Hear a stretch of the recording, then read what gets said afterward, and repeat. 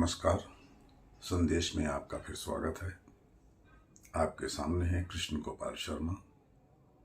मैं हमेशा यही कोशिश करूंगा कि नए से नए एपिसोड, नए से नए विषय आपके सामने रखूं और आप उसके मुझे बारे में अपनी राय भी दें। अपने भी विषय आप मुझे भेजिए, यूट्यूब में मैसेज दीजिए, फेसबुक में मैसेज दीजिए। आज मैं शुरू कर रहा हूं कि कुछ प्राचीन प्रथाएं थीं, जिसमें से एक ये थी कि लड़कों को बचपन से ही पढ़ा लिखा कर, मेहनत कर दिमाग में बात डाली जाती है कि तुमने अपना परिवार चलाना है, तुमने अपना घर देखना है, बीवी बच्चों को, समाज को, सबको देखना है, ये तुम्हारी जिम्मेदारी है। और उसी जिम्मेदारी में वो लगा रहता था। बचपन से जवानी तक होश आते हुए और नौकरी करने लगता था, कारोबार करने लगता था, जो भी उसकी समझ में आता था वो करता था। और घर वाले उसको इस बात के लिए प्रेरित भी करते रहते थे, बेटे अब शादी करनी है तो कुछ कर ले। और होता यह था कि शादी हो जाती है। शादी हो जाने के बाद फिर वो अपने परिवार में डेफिनेट पक्का है कि उसको पत्नी के रूप में एक लड़की मिलती है जिससे वो प्यार करने लगता है और जिसकी वो इज्जत भी करना चाहता है, वो करता भी है। लेकिन वो अपने परिवार में इतना घुल मिल जाता है, इतना डूब जाता है, वो भूल जाता है कि उसके पिता ने भी लड़कपन से जवानी तक और बुढ़ापे तक हमें इस काबिल बनाया कि हम किसी योग्य बन सके। मेरी शादी करते हैं, मेरा परिवार को संभालने के लिए उचित लड़की भी ढूंढते हैं। मैं क्या करता हूँ? मैं उनकी वो सेवा नहीं कर पाता।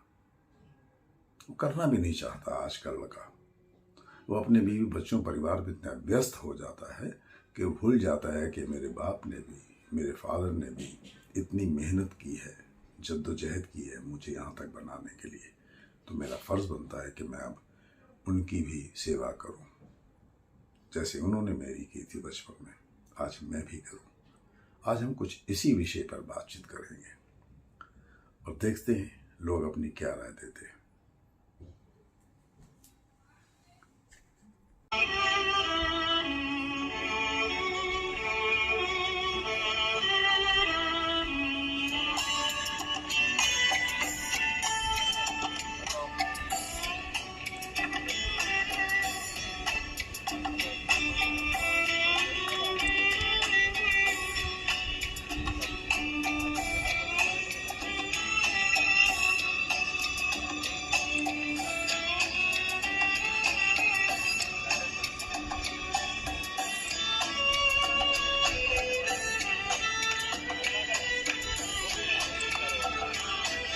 के बच्चे बीमार होते थे, उनका पूरा देखरेख करते थे और पूरा ध्यान देते थे। अब आप पर उस क्या होता है, क्या स्थिति होती है उस हालत में आपकी? अभी तो ऐसी स्थिति है कि बीमार हो के एडमिट हो या घर पे आने के बाद बोलेंगे अभी फिर से बीमार नहीं होना, कोई किसी के पास टाइम नहीं है आपको देखने के लिए, आपका सब करने के लिए, सेवा करने के लिए टाइम नहीं है, अभी बीमार नहीं पड़ना अभी।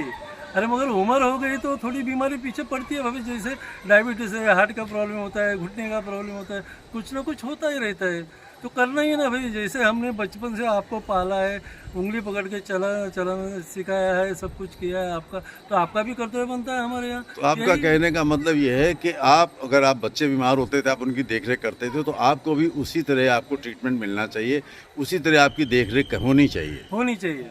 वही हमारा ये है, क्योंकि हम लोग वही बोलते हैं ना कि वो बचपन से हमने आपको देखा है, इतना किया आपके लोगों के लिए, इतना शीश सब निकाला, फिर हमारी सेवा करने में आपको क्या अड़चन है? धन्यवाद। बराबर है ना? जी जी, बिल्कुल बिल्कुल सही सेवा है। करने में क्या अड़चन है फिर? हाँ, मैं तो यही कहूँगा कि 5-10 तक का ऐसे भी है बच्चे जो माँ बाप को इस उम्र में संभालते हैं। 80-90% जो है बच्चे लोग, उनका क्या रहता है, पढ़ के लिख के जो भी इन लोग बड़े बनते हैं, उनका ऐसा रहता है मानना कि हम अलग रहेवे, अलग ज़िंदगी बितावे, हमको कोई रोक टोक नहीं रहेवे, हमारा जीवन एकदम अलग से रहेवे। मतलब बहू को सास टोके नहीं, ससुर टोके नहीं। आजकल का यही सब नहीं, सास ससुर अगर टोकते हैं, टोकना ना कह के एक राय देते हैं, समझाते हैं उनको, तो ये उनके फायदे के लिए है ना, इसमें कोई नुकसान नहीं। ये क्यों नहीं समझते वो? बिल्कुल सही है, ये आपका कहना एकदम बिल्कुल सही है कि उनको राय देते हैं, बताते हैं। बहुत बार ऐसे भी होते हैं कि तकलीफ में आने के बाद भी, उनको ठोकर लगने के बाद भी उनको समझ में नहीं आती है, फिर भी वो उनका काम रहता है, जिन्होंने पाल पोस के बड़ा किया रहता है उनका समझाने का काम रहता है, लेकिन उनके दिमाग में एक ही चीज़ घुसी हुई रहती है, नहीं नहीं नहीं हम गलत। आप उन लड़कों के लिए, उस परिवार के लिए, उनके लिए आप क्या संदेश देना चाहते हैं, क्या कहना चाहते मैं हैं? ये संदेश देना चाहूँगा, जो माँ बाप छोटे से बड़े हो के अपने बच्चे लोग के लिए जो कष्ट किए हुए हैं, इतना सब करने के बाद उनको ये मुकाम पे पहुँचाते हैं, तो मैं उनको ये संदेश देना चाहूँगा कि आप भी ये उम्र में उनको अलग रखिए मत, उनको साथ दीजिए और उनको जितना हो सके उतना खुशी बांटिए।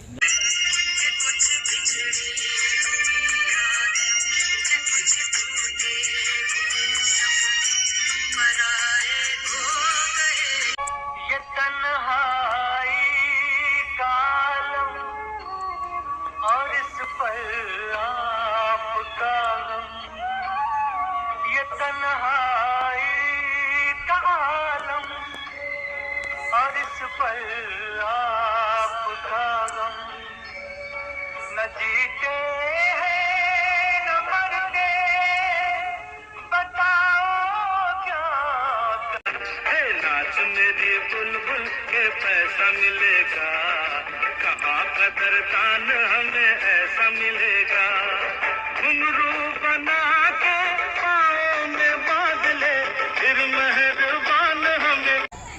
आजकल बीबी आने के बाद ही बच्चे लोग बदली हो जाते हैं, इसका नेचर ही अलग हो जाता है, बीबी आने के बाद ही वो बदलते हैं। क्यों पहले ऐसा क्यों? बराबर रहता है, ऐसा क्या बीबी को नहीं पसंद आता है, सास बोलती है, ससुर बोलता है, कुछ भी तो पसंद नहीं आता है, हाँ जी, इसलिए वो उसको अलग ही रहने का ऐसे बोलते हैं। लेकिन ये सही है या गलत है? गलत है। और सही क्या है, होना क्या चाहिए? माँ बाप को साथ में रखने का वही सही है ना। जवानी में जैसे पुरुषों को मान सम्मान इज्जत मिलती है, उनकी पूरी देख रेख की जाती है, उनके हर विचार विमर्श को समझा जाता है, सोचा जाता है, उस पर अमल भी किया जाता है, आज के रिटायरमेंट के बाद में आप क्या महसूस करते हैं? अभी क्या है, जब भी अपन जवानी में काम करते थे, पगार पानी लेके आते थे घर पे, तो मान मिलता था, सब कुछ होता था, अपन जो कहे वो मानते थे। अब जैसे जैसे दिन जाने लगे, बच्चे बड़े होने लगे, कॉलेज भी गए, बाद में नौकरी पे जाने लगे, तो अभी अपन थोड़ा फिर रिटायरमेंट हो गए। रिटायर होने के बाद तो कोई पूछता नहीं, कुछ नहीं, जो तो अपना सेल्फिश हो गया है, जो तो अपने अपने पैर पे खड़े हो गए, इसलिए अपनी बात कोई मानते नहीं। अगर अपन बीवी को बोलेंगे कि भाई ये सही नहीं है, ये सही है, तो नहीं मानेंगी, मगर वही बात अगर बच्चे बोलेंगे तो मानेंगी कि भाई ये, मगर हमने बोला तो हम क्या ऐसे ही जीरो थे क्या? पहले हम हीरो थे, अभी जीरो हो गए। आप कुछ कहेंगे? हाँ वही बात है ना, जो खिलाने के टाइम में पीछे हट जाते हैं लड़के लोग। हम नहीं कर पाएंगे, हम नहीं खिला पाएंगे। माँ बाप को आप रखो, कहीं 100 में एक बच्चे होते हैं भाई जो पालन करते हैं माँ बाप के।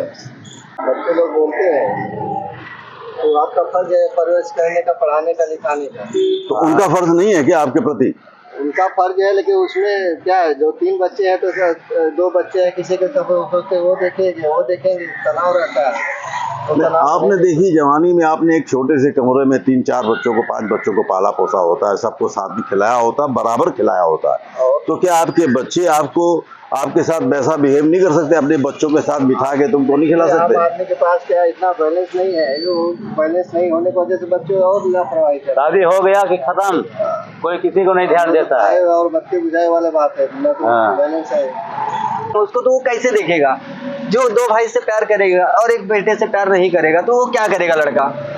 अभी सोचेंगे बड़ा साथ देगा, वो सोचेगा छोटा साथ देगा, वो सोचेगा उससे छोटा साथ देगा, तो साथ देगा तो देगा कौन? कोई मुसीबत तो आपके फादर की हुई ना, उनको बेचारे को बुढ़ापे में तकलीफ, जिनको आपकी सहायता की जरूरत है, आप उनको निगलेक्ट कर रहे हैं आपस की लड़ाई में। जी आपकी भी बात बिल्कुल सही है, पर इसका क्या फर्ज बनता है? वो ऐसा क्यों करता है? उसको तो करना चाहिए अपने माँ बाप की सेवा।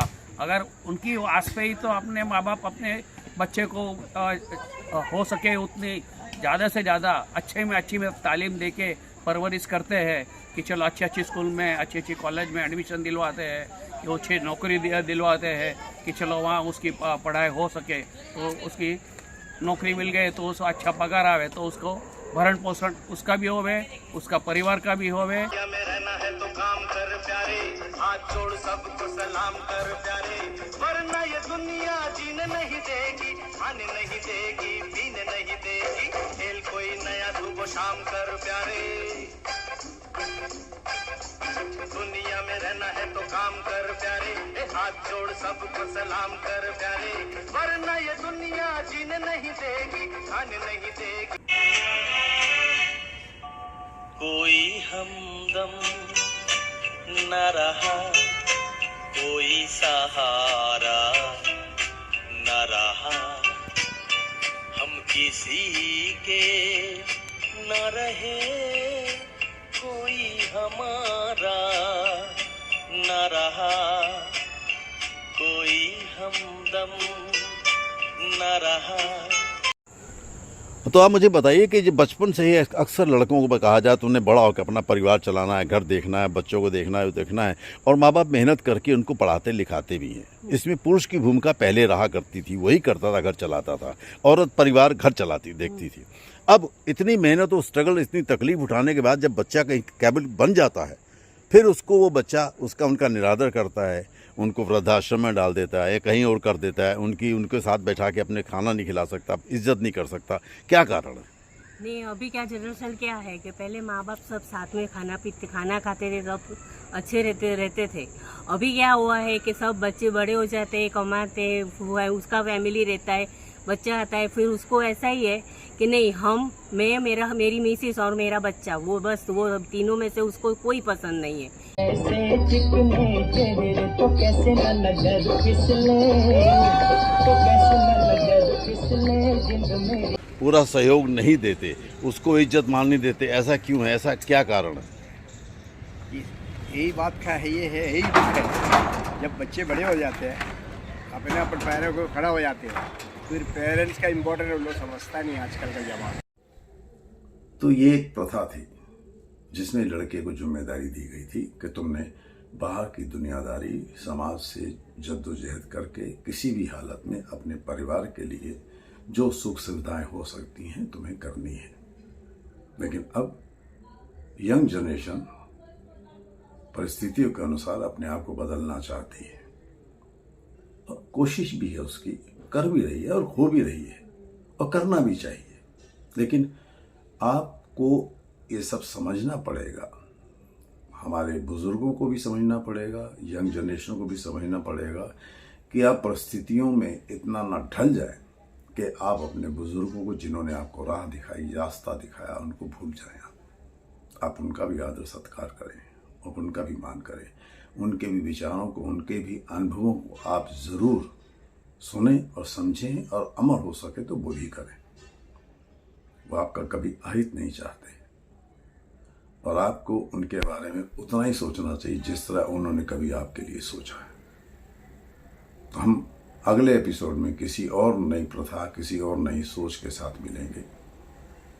उसके लिए आपको इंतज़ार करना है। धन्यवाद।